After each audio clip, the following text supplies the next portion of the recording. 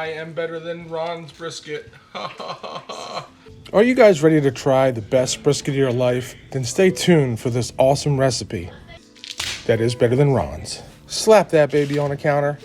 Trim off about 50% of the meat.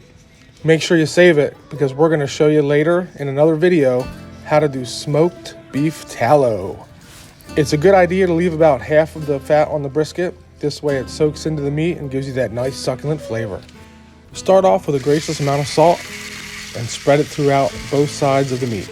Then I like to get a pepper coating directly on the meat. Then I like to put it in the fridge for about 10 to 12 hours just so that salt and pepper can soak in really good.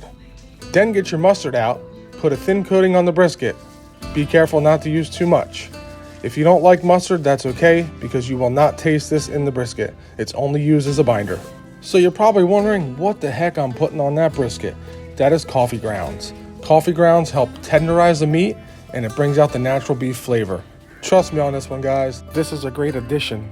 For the last seasoning step, I like to use Cosmos Q Texas beef. This gives it a great flavor overall. Give it a try. Man, it's cold out. Time to preheat that smoker to 225 from my phone. Time to take the brisket out and get it on the smoker. I like to put the probes in the point and the flat. This way I can monitor both temps from my phone. Fast forward to the next morning. Check that bad boy out. Does it get any better than that?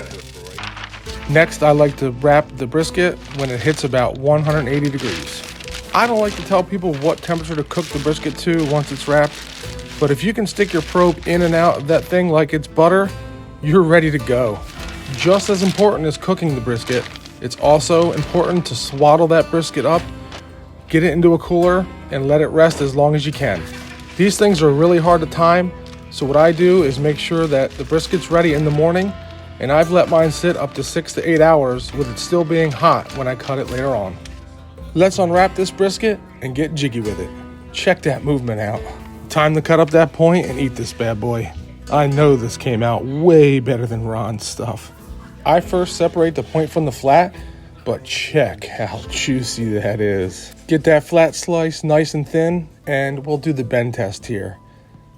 Looks like it holds up great. What's up, everybody? Let's give this brisket a shot. Woo! It's hot, it's good, and better than Ron's. Thank you.